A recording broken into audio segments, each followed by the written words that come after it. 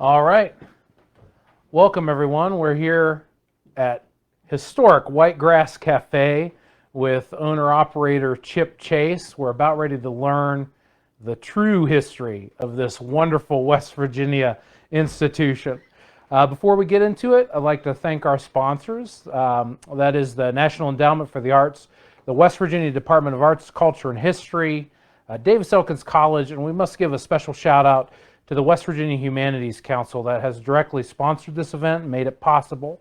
A little bit later, I'll put a link to a survey in the chat, if you would fill that out, that gives us really helps us out, and it also helps out the West Virginia Humanity Council with their grant funding through the National Endowment for the Humanities. Speaking of the chat, if you have any questions for Chip, you can go ahead and pop those in the comments on Facebook, and we'll monitor those as much as we can, and we'll try to get to as many as we can as our conversation progresses here. So I'm here with a wonderful friend and a true West Virginia institution, Chip Chase. Chip and his wife Lori own the Whitegrass Cross Country Ski Area and the wonderful cafe that we're sitting in right now. You can see the rentals behind us. And Emily Miller and Emily, our artistic director, and I just thought it would be wonderful to get the whole story of how this wonderful magical place came into being. So Chip, I thought about a lot about this story of Whitegrass, and I think it starts with your interest in skiing. How did you find out that skiing was your calling? Well, it was, I just want to thank Seth for doing this, one of my good friends. Thank you very much, of course, man. Eric behind the scenes here, and thank all the Augusta people and folks for even doing something like this. And right on, man. I'm a big fan of Augusta, of course. I started skiing as a child. My parents were from New England. We downhill skied like most. I was an Air Force brat, so we traveled around the world, and I lived in Alaska and Colorado as a kid. So they both had winters. So we downhill skied as a kid, and that was how I got started. It wasn't, and then I was doing a back to the land thing in the 70s, trying to figure out how to make a living in the spring and then the summer and the fall and the winter and not do a full-time job. And we figured maybe in the winter we could do something with snow and skiing. And I got introduced to cross-country skiing one winter in Vermont, and I was about 25 years old. And the instant I did it, I thought to myself, this is kind of like ice skating, which I like to do, and skiing at the same time. But instead of skiing on a slope, you get to ski everywhere in the world. So, I mean, it made a lot of sense to me being kind of an earth guy at the time. And cross country really struck a chord with me. I started out as a small part of my life, and then eventually it's become a bigger part. Now, at the time, was cross country skiing, was it a popular sport here in the U.S.? I started in the mid 70s and late 70s, and I would say that it was just getting going then. But anybody that skied in the U.S. before that were probably from Scandinavia. It was a time, in the 60s and early 70s, America was probably more infatuated with downhill skiing and glamour and stuff like that. And cross country would be like, why would you do it? You know what I mean? Right. And as things changed in the 70s and the energy crisis came and people were heating with wood and back to the simpler life was kind of popular in my day when I was a kid then. And cross-country skiing sort of fit that bill. Here's something that you can do with less energy. You don't need, you can do it at your farm, back in the mountains. And to me, it was really challenging too. And it's also, the second you put your skis on, you're out there in the woods. You don't have to travel anywhere for it. Wherever it's snowing, wherever there's snow on the ground, you can go skiing. So I thought it was kind of a cool thing. And I did meet some wonderful people that were my mentors. It was Dickie Hall, Winslow Air, some friends of mine that were in New England that were really good at it. And I had great teachers. Like anybody in the world, if you have a great teacher like you, you get infatuated with it, and you learn what's so important. So I did have my mentors. Yeah. And at the time, was there like a resort that you went to, or was it literally just like we have these we're going to free the heel and go off into the woods and cut trail wherever we can?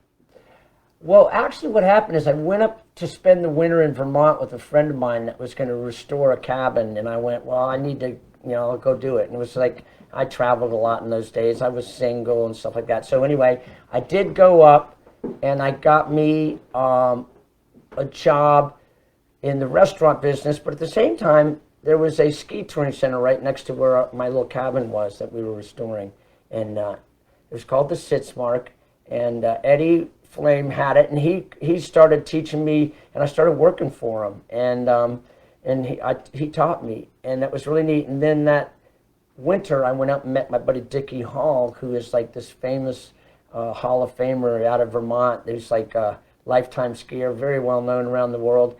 Dickie Hall was one of my best buddies, and he taught me so much. And then, as I said, there was a mutual friend, Winslow Air, who was like this fantastic skier, who Dickie and I both just loved him and his style. And between the three of us, we learned from each other. I learned from them. They didn't learn from me. They probably learned how to fall from me or something like. But yeah, and so that's how it started. It was just a friendship thing, and we just kind of liked it back then. And we'd go off in the woods at night, and then Dickie had a job running this Mountain Meadows Nordic Center, and I went and worked for him over this President's Day weekend. He goes, listen, we have these big weekends. We need a lot of help. Come on up. And I did, and that started the bond in our friendship. All right.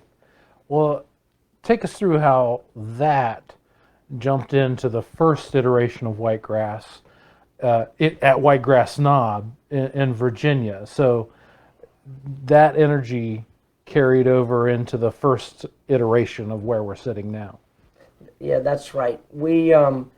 I was living in the mountains of Virginia. I was a homesteader back then, back to the land type of person, and it was popular during the 70s, early 70s. And I had a one-room schoolhouse behind me, and we turned it into a Nordic Center. It was on top of Shenandoah Mountain. It was right on the Pendleton County, West Virginia, Rockingham County, Virginia line, and it was up 4,000 feet, pretty high look, maybe not quite 4,000, but it was up in the 3,000s. And we named it after Whitegrass Knob, which is this knob that was near us. It was in the George Washington National Forest. And we called it Whitegrass. And we opened up, and we had all the soccer team come up from JMU, which is in Harrisonburg, Virginia. That was the nearest big town. And all these college kids came up, and we were on wood skis in those days. We'd pine tar skis and use wax. It was just really simple. And that was our first year, and it snowed a lot there. But then it ended up the next year it didn't snow as much, and we had already kind of heard about Canaan Valley. And that's when we started coming over. So the next winter, we were actually in our Plymouth Valiants. We would tie on our quick and easy racks all these skis with, baler twine and stuff. And we'd have the trunk full of boots. And we'd slip and slide our way across Route 33. And we'd show up in Canaan every weekend. And there was a friend named Bill Moore. Mm-hmm. And Bill was the Canaan guy before us, way before us. And Bill was a West Virginia native, WVU fella, and he was the naturalist. And in the winter, they let him be the ski touring guy. So when we got here, we went, oh, fantastic. And Bill showed us all around Canaan Valley, talked about how the snow accumulated on top of the mountain laurel and didn't even hit the ground and all this, and the primeval forest, and all about the climate. And we were just amazed that, like a lot of people in those days, over in Virginia, you didn't even know there was a thing like Canaan Valley existed. You never knew there was a snow belt in West Virginia, back in those days. And snowshoe was just getting going. Canaan started in the early 70s, so that was going.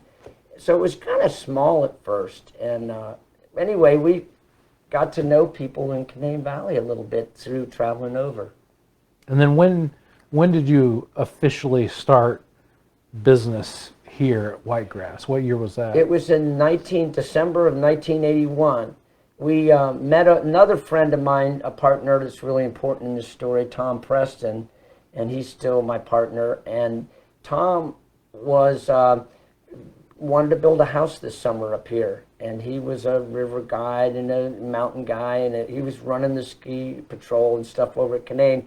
And we said, heck yeah, and we were all builders. Winslow was a really good builder, so we all came over and built a house that was designed by other people, Bobby Snyder and these other Canaan people. And that way we really got to know people around here. So we came over in August of '81, and we built Tom's house in Canaan Valley, and it snowed 3 times on us in October. We were camping out, and it dumped snow on us, and then it was like amazing. So we started working over at Whitegrass that fall, right after we built the house, and then we opened up in December. And I remember the first night we came to this lodge where we are now, and it had been used for an animal building. It was kind of half blown away on the floor, and it had this old gravel floor, and there were still old skis and boots laying around, kind of, that had been discarded. And we went to spend the night in the building, and it was so gross that nobody wanted to stay in here, so we all camped outside. And when we camped outside, we got so much dew in the morning, because all of a sudden we were in Canaan Valley, West Virginia. We were no longer in the Shenandoah mountain range, where it's just so much drier, and we were soaked. I woke up in the morning, and everything we had was soaking wet. We went, what is this place? It's like the whole climate was like so different to us. And that year in December, we had our first Jack Frost party. It was in December, and it was always the first Saturday in December, and we had a bluegrass little band, and we only had one door into the place, and there was no breezeway, and it was really windy that night. I think it was 18 below zero air temp that night, and there wasn't much snow, and the door froze solid. And everybody that was in here, we couldn't get out. And everybody was like from Virginia. We were all in shock about the wind. We never heard wind howl all night long and freeze the building up. And the windows were single pane, and the ice was like foot thick, and everybody was breathing in here. It was like kind of a wild morning. And my girlfriend at the time, Laurie, had to get out and go to work. So this girl gave us a hair dryer and lent us to thaw the door out. And she was kind of embarrassed, because we were kind of sort of like hippie people. It was like a hair dryer. But anyway, she gave us that hair dryer, and we used that thing for 10 years. And I thought about her every time I used the dryer to like melt skis or anything. And yeah, it was a really cool part of the story. But a guy made a stand-up bass that day with a wash tub, and I still have it. And he made it that night at the Jack Frost party. But that was the first year, and people left their cars here. Batteries were in here. It took us days to get people out of here, because nobody was, including ourselves, used to 18 below zero and wind in Canaan Valley. And one guy left his car the whole winter. It's just sat there the whole year. And he finally got it in April or something. So it's just like kind of wild stories at first. We did not know what we were getting into, I don't think, at first. Gosh, so many questions. And bringing up Jack Frost, we just had one. It's the first Saturday of every December. It's a potluck where people bring food to enjoy. There's music. There's always killer old-time jams going on in the yurt. There's music in this barn over here. And then I always think of it as like the opposite of Fasnacht, right? Like in Fasnacht up in Helvetia, you're burning an effigy of Old Man Winter to chase him away and bring on the spring. And here at Jack Frost Party, you burn an effigy of the sun and say, bring on the winter. Exactly. Right. No, it is. It's a wonderful tradition, and it gets people together from all, different states and walks of life. And I'm really glad we do it. And about several years ago, we decided to turn it into a fundraiser, and that's been really nice. So we do nonprofits every year. We choose a group. We did Michael Gorey one year, our good friend, our wonderful artist friend in Elkins that has health problems. And some years we do the Blackwater Ministerial, and they give away food, and we do a food drive. And so it's been nice that it's not only a welcoming of winter and just a fresh, where you been all summer, all the skiers get together, and where you going this winter, boom, boom, boom. It's a seasonal change, but it's also a chance to raise money for nonprofit. And all the beer companies usually kick in. And I think we had a good representation of all. Oh, yeah. It was all West Virginia beer, all West Virginia craft stuff and wine. We had mead from Ben McKean and Yeah. people, and lots of people kick in. Everybody from the state usually really helps out. It's an incredible event, Chip. I got to tell you, I've been coming to it for a long time, and we were just talking right before we went here. I played here when I was in high school. You know, back in, I know, back in the early '90s, and it was. I mean, this place has been just magical and a huge part of my life ever since then. Now, I don't think I've ever gotten the answer to this straight from you, but I always heard tale that the main slope right here, out of your picture window right here, is the oldest ski slope in West Virginia. I may be mistaken. Can you tell me a little bit about the history of this your main ski slope here? Yes. So what I know is there were 3 ski areas in Canaan Valley in the 50s. And the first one actually started in, I think, 51, and the Washington Ski Club started it on a hillside adjacent to the present-day alpine ski area called Canaan Valley. Mm-hmm. It's now where the state park is, but it was before the park was really there. Yeah, the Mozzies own it. Then the second ski area was started by the husband-wife team that started this one, which was called Weissnob, and it was in the meadows, where the meadows are now, if you're familiar with Canaan Valley. It's all within the Canaan Valley ski area, which is right next, it's next door to us. Then the third ski area to open up in 59 was this one. And Bob and Anita came here because the state park was coming in, buying up all the land, and it was less windy over here. And they got permission from the Reed family, mm-hmm. which I have to give tremendous credit for. I should be talking about them the whole time, because Randall Reed, who's one of my mentors in life, just died this summer at 100. Yeah. And always, we've been helping him on the farm for 40 years, and wonderful family, wonderful man, and you know, it's just like, and all these wonderful partners I have and friends and the skiers. I mean, you can't do something like this without everybody together. I mean, so I wanted to touch on this. So walk us through how that works, because we are sitting on a working farm right now, correct? So maybe tell us a little bit about the symbiosis between Whitegrass and Randall.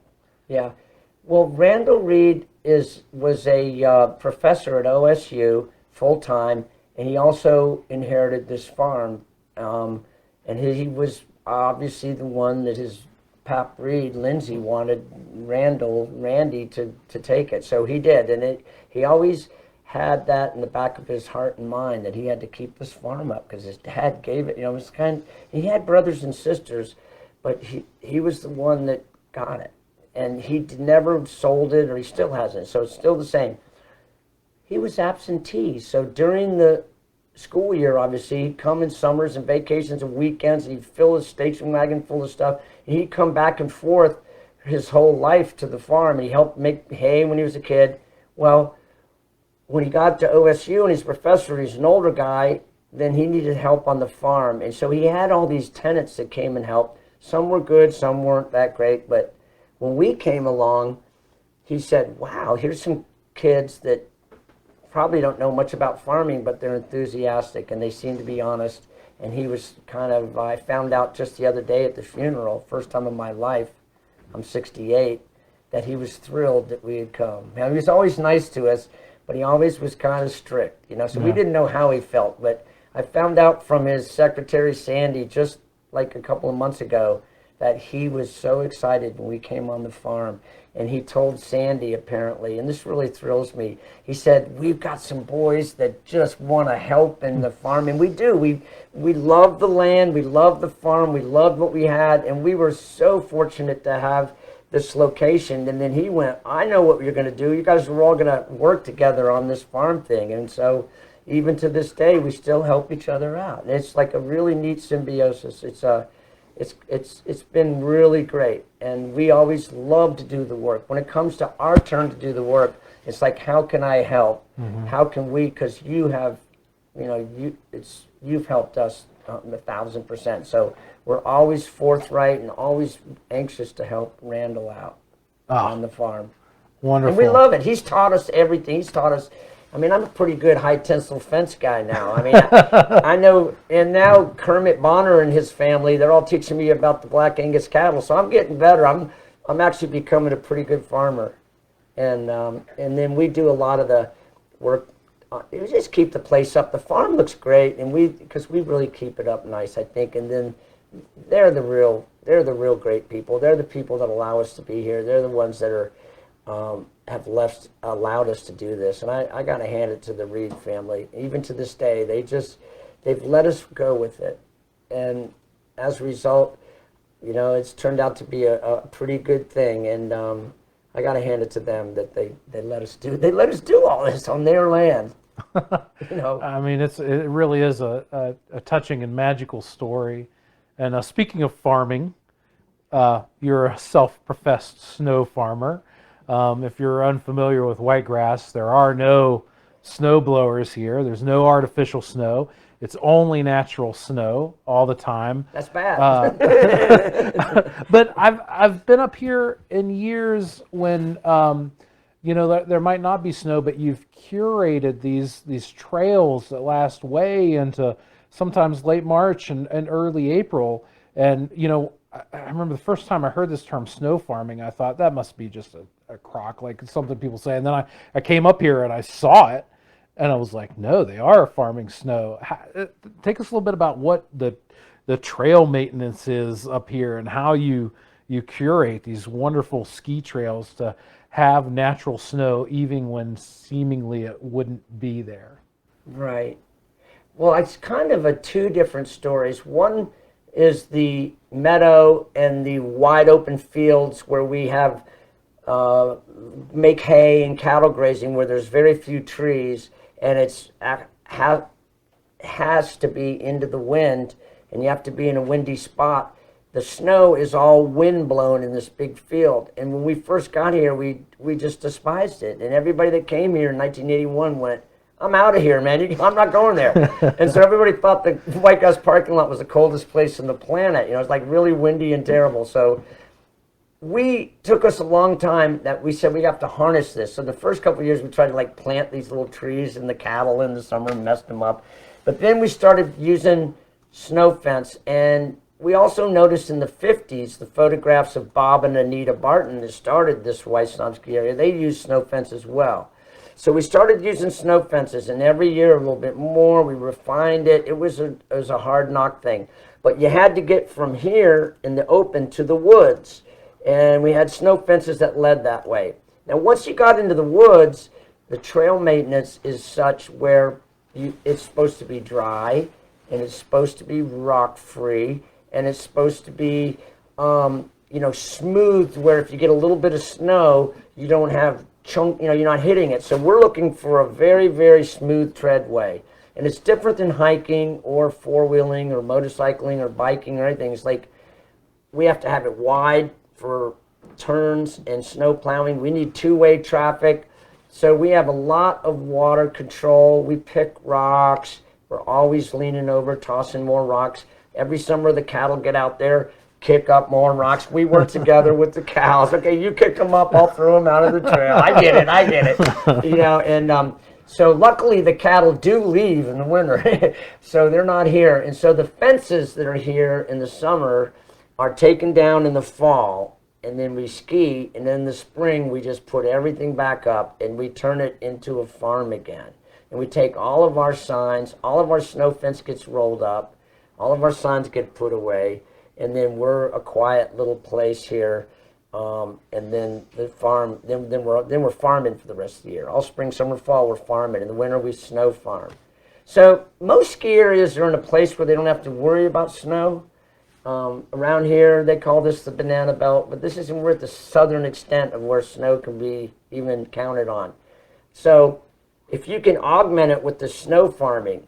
So if we get 2 inches of snow and it drives really hard with the wind, which oftentimes everybody says the sideways snow in Canadian Valley, it'll catch on a fence. So wherever it's wind blown, It's obviously wind collected and wind swept. So we have this area we call a fetch, where all the snow is just in a billowy cloud. And we set up this intricate network of fences. It took us decades, and we have portable pieces we call Mad Max. It's kind of after the old Tina Turner movie with all those freaking things driving through the desert with all these things behind them. We sort of called it Mad Max, and we used to drag all these fences around together and set them all up.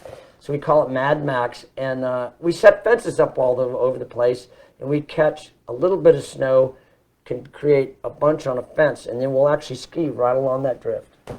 It's incredible. You know, And we'll shovel. We'll have little wagons, and we'll move snow. I mean, we'll do what it takes. We'll even put down mulch. We have a lot of cow pies here. Sometimes you have to ski over cow pies. We've had it tested. Some of those cow pies are harder than diamonds. You know, they're like the hardest surface on them. You hit those on your skis. Oh, cow pies! I know a lot of farmers. I think Seven Springs had this, and Herman Dupre had the same problem. And I think Perfect North, I heard about them, the folks that bought Timberline, that they have a farm and they have cow pies to ski over too. So I had a picture on my website yesterday of my buddy Rob flinging a frozen cow pie, and everybody's talking about the technique and the follow through, and we just got to create a little humor, especially with no snow. You got to do something. Speaking of snow, I got to tell you, I mean, this has been for years, ever since we've met, and I can't be the only one. If this happens to you, you know, pop a comment in the chat. But, you know, I'll be down in Elkins, and if it's snowing really good at night, you know, I'll look out my window and I'll be like, Chip Chase has got to be happy. Like, I mean, it's just like, it's this almost Pavlovian response to the snow. Every time, I got to come clean with you, every time it snows, man, I think about you. Well, that's the magic thing. Now, where I learned to ski cross country in Vermont, there's 38 Nordic centers, and Vermont's like a quarter of the size of West Virginia. So down here, we're a big fish in a little sea. And the snow belt in West Virginia is very unique, that it's only about 40 miles wide and about 70 miles long. And it's up in these mountains where there's not many towns, Davis being one of the, Thomas being the only two, basically. So the people in Elkins, there wasn't much of a ski culture. Now I'm rewriting the history of Davis and Thomas, and it's going to be settled by Norwegians. And it's going to be the Andersons and the Larsons instead of the Debaccos and the Calabrisis. Right. Okay? Okay. They're not from Sicily, they're from Norway, okay? And between every house in Davis and Thomas is a ski jump.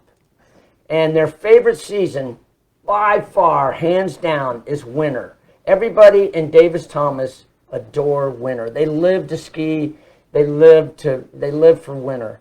And just think if that would have happened. But had a bunch of Sicilians, you know, settled in the Calabrisis and the Debaccos and the families like that are the Davis, you know, old timers and Italians and whatnot. They didn't, the skiing wasn't in their culture in the old days. So that's why in West Virginia, people don't know much about cross-country skiing. But if you're in, you know, Minnesota, Michigan, you know, up there with all the Norwegians, yeah, and the Scandinavians are the Nordic people on the world that it's the baseball to them. I mean, they're the people in Norway.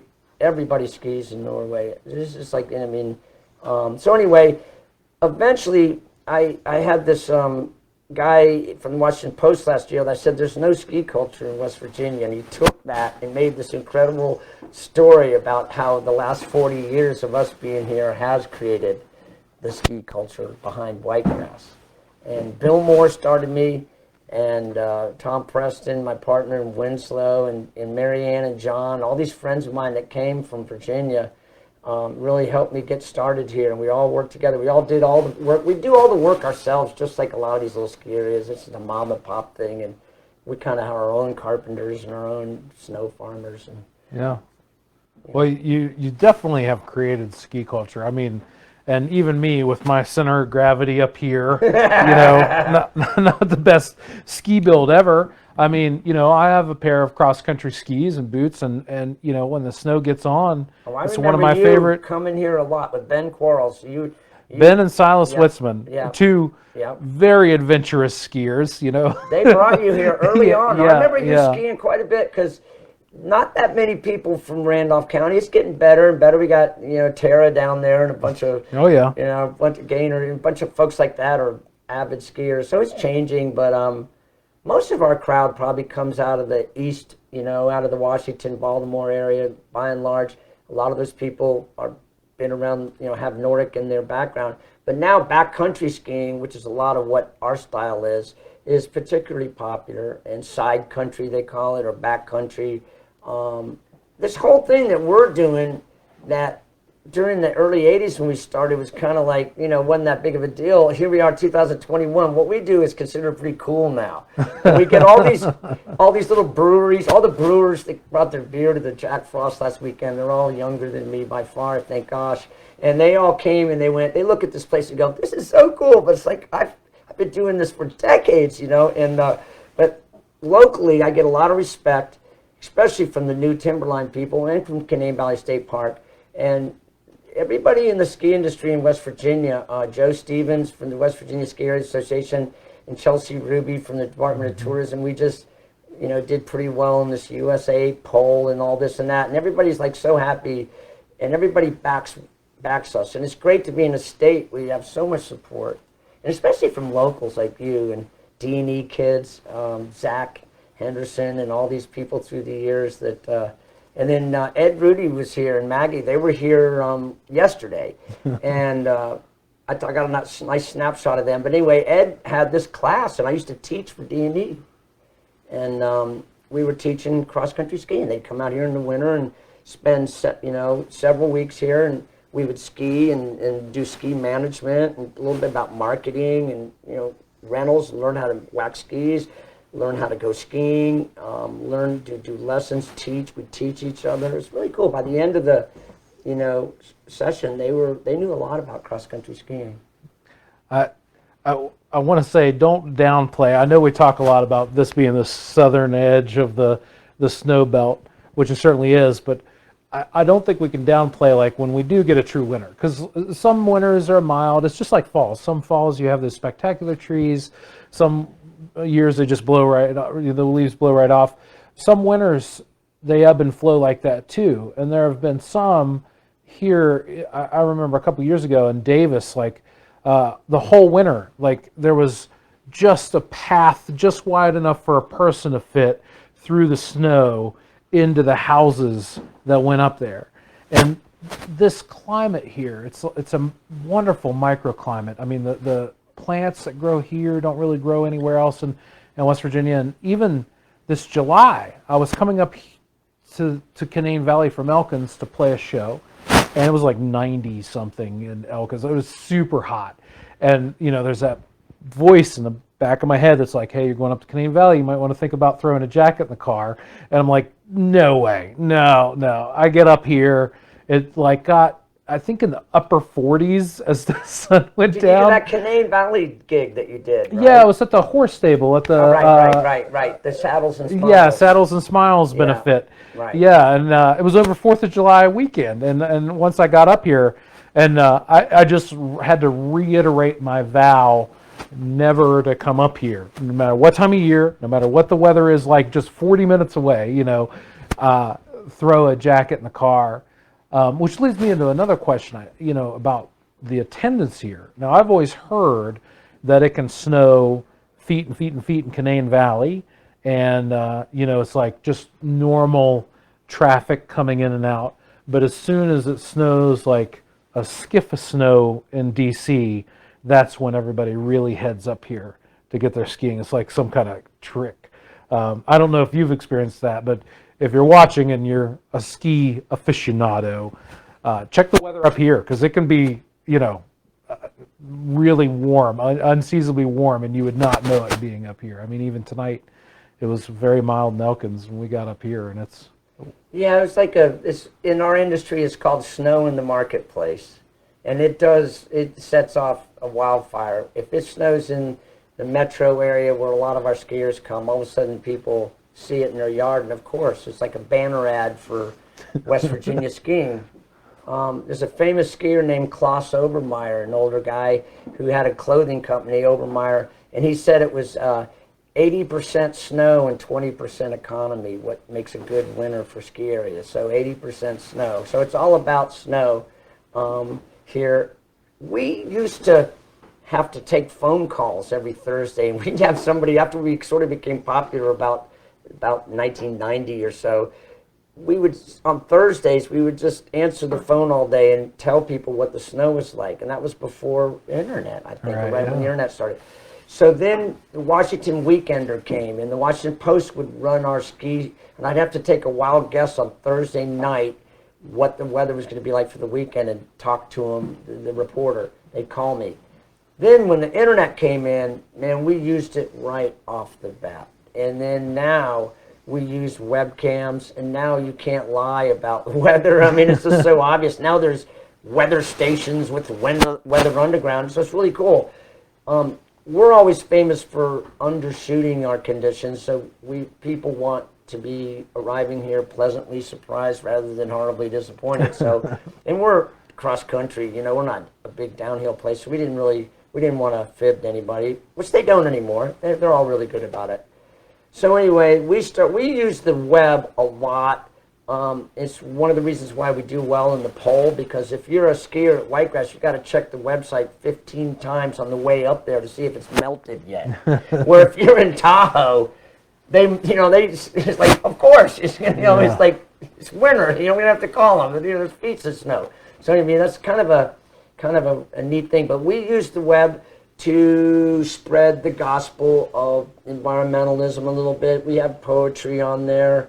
We touch base with a lot of other local things. Our website has many, many, many links that go out to everywhere else. Of course, I'm linked into this. I'll be linked into a little story that Channel maybe 5 does, or if the tourism department has something on West Virginia, boom, boom, boom, boom, boom.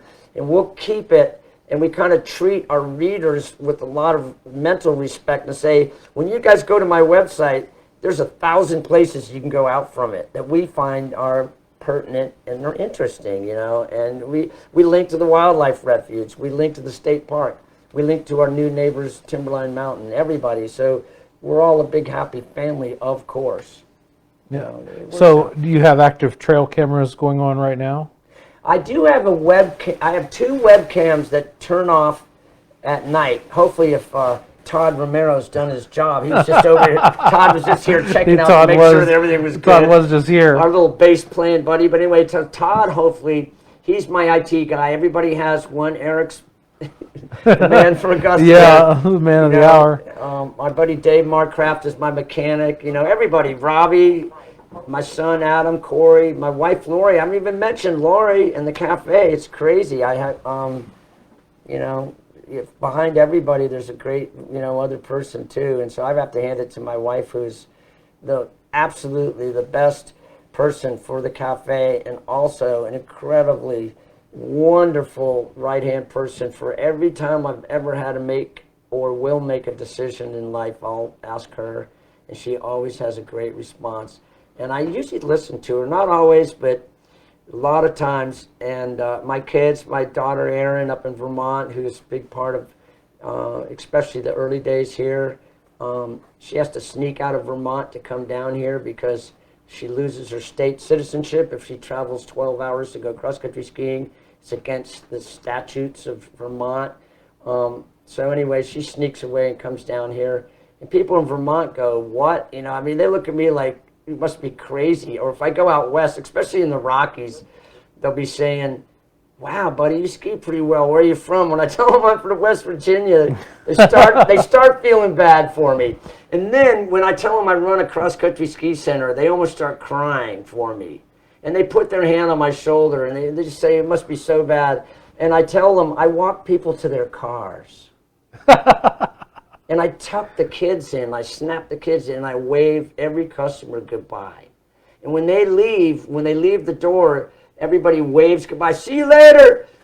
See you later, Robbie. Later, man. See you, Lori, Chip. It's just it's such a personal ski area, but that's because it's cross country, and 9 people out of 10 know it's a stupid sport, and it's hard, and it's wet, and it's cold. But it's actually dry and warm. That's one of the things that this woman from Morgantown was with me doing this class, and she said, why would I want to be wet and cold? And I looked at her and I went, you know, it's actually dry and warm. I mean, it is. It's a dry and warm sport. And I mean, cross-country skiing is extremely warm compared to alpine skiing because you're just constantly moving around. And if you're ever cold at Whitegrass, you just kind of turn yourself around and start climbing the hill a little bit, start going uphill, and you warm right up. So it actually is a dry and warm sport. And that's what LL Bean is for. And that's why we have these things called the North Face and Patagonia. I mean, the clothing right now is out of sight. We have these kids that come in here and families where I get zero frostbite here, almost no frostbite. And the kids have got balaclavas and they got goggles and hats. And everybody's got this beautiful, everybody's got down jackets now, these fluffy down jackets that, you know, you could go out and watch the Orion meteor showers last night at 28 degrees. You just sit there and watch them like I did. And I sort of shivered, but did you see any last night? No. Tonight's your chance. Yeah, well, we're up here without any light pollution. And well, the moon, you got to wait till the early morning and the moon sets, and then it was really cool last night. But yeah, cross-country skiing is really cool. I still feel like we're still turning a lot of people onto it, and you know, it's still kind of a new thing in this part of the world. And when they wanted to get all my stuff from the West Virginia Ski Museum, bless their heart, I said, I don't think I'm old enough. Maybe it's kind of like this, you know. They said, I'm not old enough to do this, you know. But anyway, I guess 40 years is old enough now. But Chip, I'm just checking the chat here for some questions. We're good to go with the audio here? Okay. Let's see here. Somebody's asking about, let me find it. uh-oh. Yeah, yep. Oh, this is Sue Haywood. Oh, yeah, since we're audio only, you can't hear what we're drinking right now, I guess. It's just spring water. Woo, woo, that's some good spring water. So Sue, wonderful athlete, is asking, Chip, can you explain how to do a telemark turn like a chase? Wow. Well, that's really an interesting question because there's 4 chases that telemark a lot. Well, actually, there's 5, but anyway, they're all different. But now, what do you mean that? Do you want me to just okay? A telemark turn is one ski out in front of the other, and on lightweight cross-country skis, there's a certain nuance and a fine little balance to it where the skis don't really do it. The body and everything has to work together to make it happen. It's a little bit more rudimentary. It's a little bit more elementary and more basic, but is a lot of people think it's kind of hard to do, but if you practice enough with people like Sue, by the way, who's a fantastic skier, you'll get it. But I don't know. Maybe they want me to do this in front of the camera or something. Y'all have seen the ski jumpers land. In the old days, they did this. Now they do this. And when they land, they have one ski out in front of the other. And it has fore and aft stability. And in cross-country skis, you can have the heel is free, so you can advance the ski. And I think the history of it is that there were 2 regions in Norway. One was in Kristiansand, which is now Oslo, and they did Christie turns. That means they used to take their foot and stem it out and come around. And in Telemark, which was a little more of a hilly region to the north of Oslo, they would advance one ski and the other. And when they first had the very, very, very first ski contests or ski gatherings in Norway in the 1800s, the people from Telemark region were doing all these Telemark turns, and the people from Kristiansand were doing these little Christie hop turns, stem Christies. So anyway, it's like they kind of that. And then when they started locking the heels down with alpine skiing, and cross-country and downhill separated when they started making mechanical lifts, you could know with their heels locked down, which gives you really big advantage for alpine, parallel turns. You could no longer advance your ski. So the telemark kind of disappeared for a while. And then it came back in the early 70s, and it actually, from what I understand, it's an American phenomenon. These guys from Colorado started doing it in Crested Butte. They were all ski patrollers, and they were all alpine skiers and alpine racers. They started dinking around with cross-country skis in the telemark turn. And from what I understand, the Americans actually helped revive it in the 70s. But now it's global and international, and the bindings have changed. But I think Susie's question is pretty, it's a tough question to answer because a bunch of my boys do aerials. They do inverted back and forth, and they jump up on logs and go sideways with cross-country skis and finish it with a backflip. I mean, and I asked them how they learned how to do all these flips, and they said that the Patrick girls, which were these beautiful neighbors of mine, had a trampoline. And in the summer, they practiced on a trampoline, and they learned how to flip like everybody does on a trampoline. I just kind of found that out a few years ago because my sons have nailed every flip they've ever done. They'll probably get in touch with me tonight and tell me about a few, but they've never gone to the hospital. I've never got them in the emergency room. I mean, they flip on skis like nothing. What year? There was a year a while back where there was just an insane amount of snow the whole year long. I forget if it was like maybe 2016 or something like that. Like it was, I mean, there was at least 3 or 4 feet on for months up here. And I think it was Corey posted just a ton of videos of them playing around in the mountains and just doing insane flips off. It was like bouldering on skis. And, I had them. There were students of mine in elementary school. When I worked Morgan. Morgan. Especially. Morgan really loved you. When I first, graduated from college, I took a half-time music teaching position at Davis Thomas Elementary School. That's right. And I remember the first time I came up here to ski after taking that gig and meeting Morgan and just looking at, I'm struggling up the hill and falling down half the other hill. And there comes Morgan just right beside of me, man, just like he was born on a pair of skis. Well, see, it's just like anything, you start it young and you're passionate about it and your parents are good at it, whether it be anything, hunting, fishing, music, carpentry, plumber, mechanic. I mean, you learn young and it's just so easy for you and real natural. There's not much money in it for my boys and kids. They haven't gone to Glen Lake fame, yet. They all help me here like crazy, and they help Lori, and they help us a lot. But they are inspirational skiers. There's not many Nordic centers where you have these like incredibly crazy downhill moves that we're at an alpine ski area. Most Nordic centers, they would separate the skiing a little bit more. So they'd go out and skate more or flat. We kind of do everything with one pair of skis on terrain that they would find to be kind of on the steep side. Why would you ski that?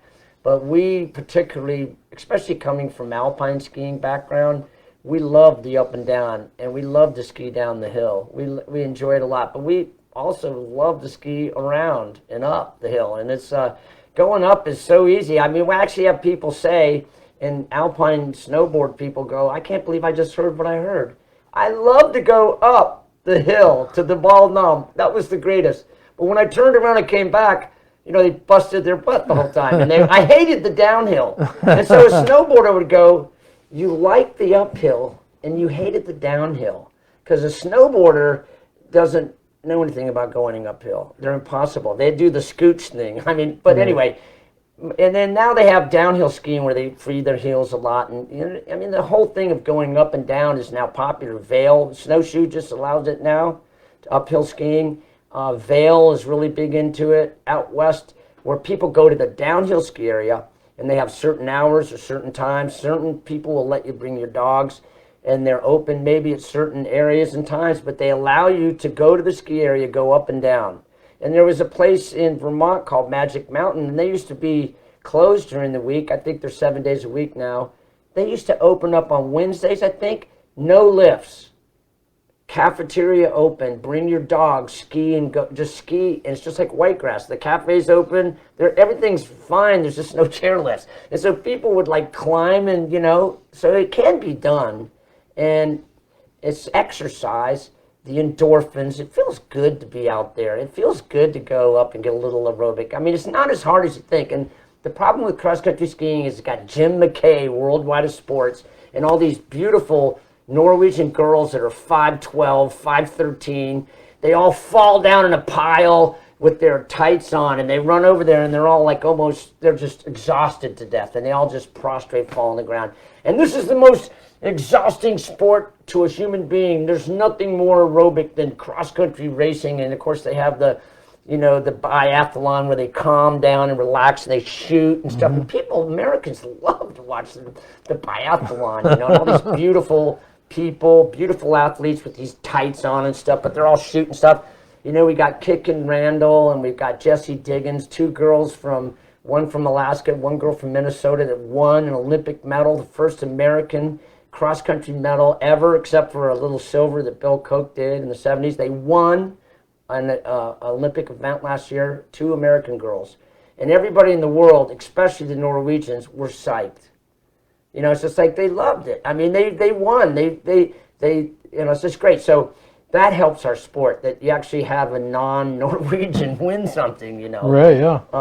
So anyway, it's Americans are getting more into cross country every year, and I think that everything helps. People like Sue Haywood, mountain bike girl, and that brings all our mountain bike friends going, you want to do something really crazy, come on over here. and then somebody like these mountain bike people or these athletes go, aerobic exercise, sign me up. The Marine Corps Marathon gets 30 to 40,000 people every year. I mean, people like to get exercise. Well, we talked a little bit about the cafe. I'd be remiss if we didn't hit upon that portion of what this is. And I know your wonderful wife Lori, that's her world back there. I've got both the cookbooks in my home. I've bought them for everyone in my family. They're incredible. How did the cafe piece of the resort come into fruition? Was that all Lori's doing, or? Well, it actually started out at the very, very, very beginning with my friend Marianne and Johnny. They were my friends that came over from Virginia and supported me the first several years we were here. And it was Marianne's idea, and we thought that once people were here and we were remote, kind of far away from anything, that if they left for lunch, they might not come back. So, and we were already into the vegetarian kind of thing. We were into natural foods, part of the Back to the Land 70 hippie thing. We were sprouting our own beans. We were making our own bread. That whole Back to the Land thing. So we were really good alternative cooks already, and they took that and they just started right here. And so it's a one room, and you walk in, it smells like soup. It's like they prepare the food right here in the kitchen. It's all handmade, fresh, hand done. And when you walk in the door, cross-country skiing, you smell onions and stuff cooking. Almost like this trance you go into, and you have to go straight to the cafe. So the cafe was always a part of Whitegrass from the first day. And it's been, a lot of people, I'd say 90% of people think it's the coolest thing about Whitegrass is the food. You're starving when you cross-country ski, and in the wintertime you're cold and windy, and you come in here, it's warm, it's cozy, and all this great food. Last year they had to go outside. They might go outside again this year, but it's part of getting exercise is food, of course, to refurbish your body. And so we took that, and then we started doing dinners at night, because if you don't have snow, you got to do something. So we had to augment. It's like, how can we get people to spend money when there's no snow? Well, we have a cafe. So the cafe did pretty well, but then we started doing dinners at night, and then we started having music. Blackwater Mojo, you and Aaron for years, and John McCutcheon played here, and different people through the years. So it became a music restaurant thing at night, and that would augment our income. We didn't even have to have snow for that.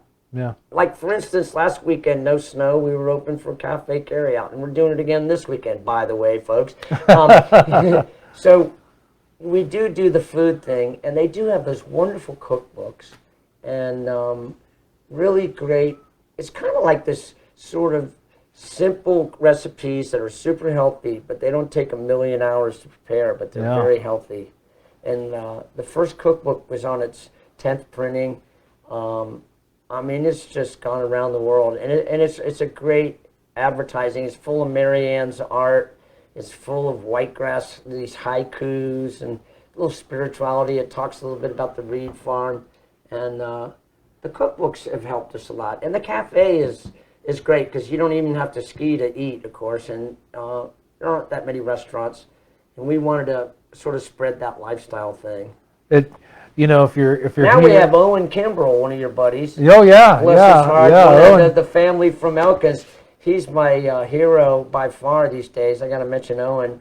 He's my cook. He can do anything, man. He can fix anything. He wants to do anything. He just wants to help out. And he's our chef now. Through the years, we've had everybody. There's KB, of course. KB has been with us forever. She's running the show this year. Lori stepped back. And just, yeah, I don't know. I sit around and name the staff. I do want to say this one thing, that I'm fortunate to have so many people that will help us out during the winter that are part-timers. So there's this whole thing right now in ski towns, you can't get anybody to work for you because it's too expensive to live. Well, this is what I did this year. I asked 36 people when they wanted to work for Whitegrass this year. And 36 people cherry-picked the hours they wanted, the days they wanted. Sue would help me. And now I'm fully staffed with 36 different people that said that are going to come on the days they want. So it's like the total opposite of not being able to find staff. I got happy staff. And you can almost do anything if you do it seasonally. If I had to do this year round, we might not even have this conversation. But anybody can be nice for 90 days. When the spring comes, you can just go, we're usually not that frustrated. But, cross-country skiers are a great group of people. By the time you come way out on the end of a dirt road, the end of nowhere, in the middle of nowhere to come to Whitegrass, you obviously want to be here. It's not along the way. It's out of the way for everybody. So there are downhill skiing next to me with all the great things with alpine skiing. So if you're an alpine skier, you don't even have to cross country. But somebody in the family might want to cross country ski, or somebody might want to cross country ski on Sunday and alpine ski on Saturday. So we have this wonderful relationship with Timberline and Canaan that we share customers and stuff. It's a wonderful vibe that you've curated up here. And Chip, with the last couple minutes, with your permission, I'd like to tell a story of Chip Chase, if I may. Sure. Oh, God. I was always watching you work up here at Whitegrass. I did play quite a bit of music up here in the cafe, and I would come up for skiing, and of course all the Jack Frost. I was just always in awe, and your sons have this ability too, at how you could just go through a room and there were no strangers, and just how you just would immediately build relationships with everybody, and everybody got a piece of Chip Chase. Everybody that comes up here, that eats in this cafe, that skis a Whitegrass, you're so giving of your time and energy, and it's something that is to be aspired to. And so I had thought for a long time, like, Chip is this master of making sure that his clientele is taken care of and feels like they're getting this individualized attention. Okay, so flash forward to just a couple years ago. I was on tour with my band, and one thing we would do is we would get an apartment in Amsterdam, and we would plan our European tours where we would have a home base in Amsterdam. And one year, Chip and his wife Lori, and also Gil Willis and Mary came up. Gil down at Elk River Outfitters. They came over to visit us, and so it was like, Gil and Mary, Chip and Lori, and we're in Amsterdam just having the time of our lives, biking all over the place, eating in all these restaurants. And so we had been in this one cafe, and we're going to go across the street to the other one, because by this time I'd been doing this a couple years, and I was so excited to show you guys all the hot spots that I had discovered, in my time in Amsterdam. So I'm taking them on a little sightseeing tour, and I remember we walked out of that one cafe, and there's Chip introducing himself to a busy, bustling street. Every single person that came up was getting it was like you were in your own place. Like, all these Dutchies just walking by, and you're like, "Hello, I'm Chip Chase. I'm from West Virginia. I love to ski, and I love your country and your town." And it's just Not like, quite, oh, but I got no, it's exactly like that. And and I remember it being like this hour-long process to go across the street because you weren't going to stop. Like everybody that came up was going to get a piece of it, and it took me until then to realize that's who Chip Chase is. This isn't something that you come up into white grass and he's going to put on airs and you're going to feel like you're welcome and part of the family. It's this very, very genuine experience, and it's who you truly are. And I remember when I connected that wasn't just white grass Chip, that was all the time Chip. Yeah. That my awe at your ability to freely relate and give to other people had tripled in just that very day. Thank you. I don't quite remember it, but I do have to hand it to my mom back here, who was the people person, and Randall Reed, who owns this farm, that's a people person too. So some people really do well with other people. Some people just love people and get energy from them, and it's just part of their being, and not all of us are like that. So it's really neat when you do have that natural ability. But I live in West Virginia. I live in Canaan Valley. It's like couldn't be easier to be nice, to be happy, to be relaxed, to be honest, to be truthful, to be easygoing. This state has been so good to us. I just adore West Virginia. Augusta, I've spent so much time at Augusta through the years. A lot of late night dancing, a lot of classes and courses, and just met so many people at Augusta and Elkins, part of my family as well. And I just, it's so easy to love a place whenever you're part of it and they're a part of you. So I appreciate what you said. It came naturally from Janie Chase, my mom, who was a people person, and she loved a lot of my friends. There were certain friends she didn't like. She had a good intuition, just like Laurie. My wife has really good intuition. Sometimes like, whatever, okay. But whenever, they basically, you trust people. And if you do that and you basically feel like everything in the world is pretty okay and you go around life like that, and I haven't had much go wrong in my life. So I have lived I felt like Buddha, like this little sheltered life where I've never been abused. It's like somebody could watch this whole thing and go, I'll teach him how to be, mad at the world. I mean, there's terrible things going on, of course, but you kind of like, I think on my Facebook, I said, never underestimate the power of optimism. It's powerful shit. And it's just like, it's really important to look on the bright side of things. You might as well, because we're not here very long. And you don't have much time. You don't get any time back. As Ime says, you're not going to get this second back again. I went, really? It's like it's time's going on, and you just never get another chance. So you might as well, life be in it. My sister used to give me a card, life be in it, and it was just easy for me. I was always the class clown, so it just kind of came natural. But I really appreciate what you said, and you guys welcomed us so much in Amsterdam and Elkins when I come to Augusta, and Augusta's been great to me, and I want to thank you for that, and everybody here tonight. It's been really fun. It's been a long, strange trip. It's been. Well, Chip, we expect to see you down there this summer. We've got, I know that Phil Wiggins and Joe Felisko will both be hanging out with us. Your harmonica players down there. They'll be hanging out with us. You're always welcome in our neck of the woods as well. I had said to myself that if we made it through this hour, this will have been the longest I've ever seen you sit in one place. And, we'll not go over there and talk to Eric.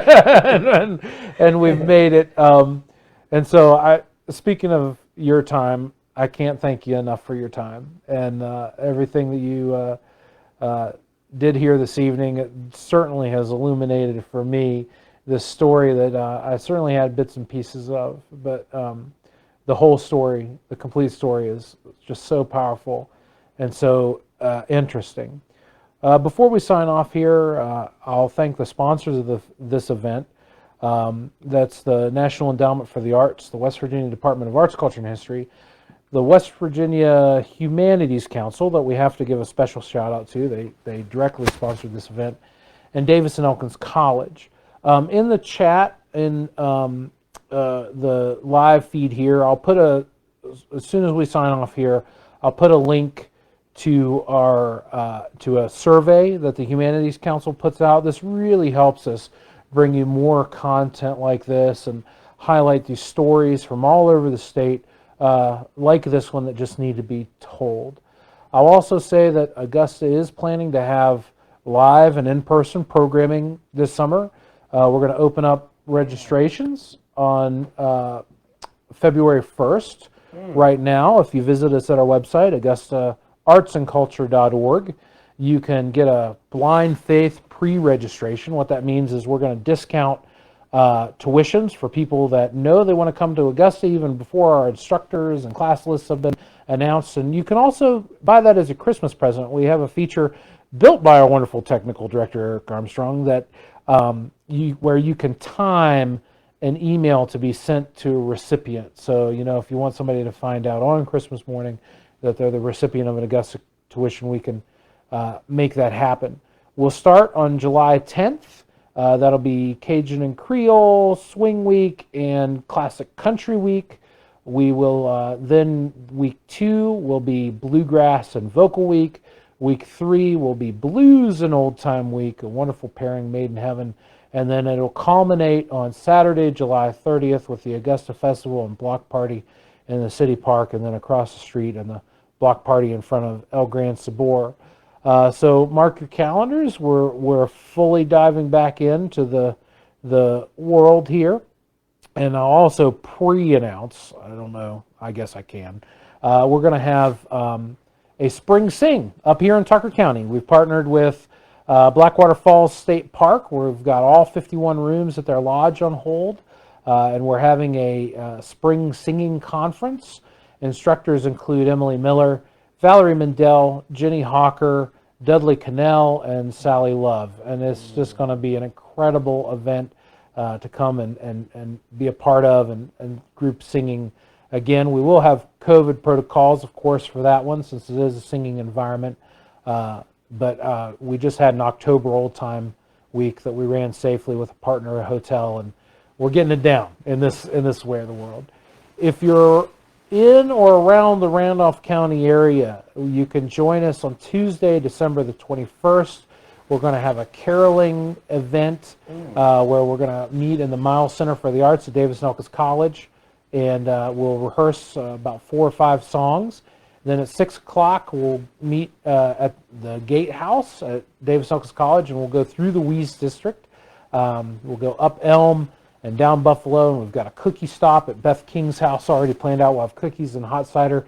And then for those that want to continue, we'll go across to El Gran Sabor, where Augusta's artistic director, Emily Miller, will lead us in a classic Christmas sing-along. And so we're really looking forward to this. Lots of really killer stuff on the horizon.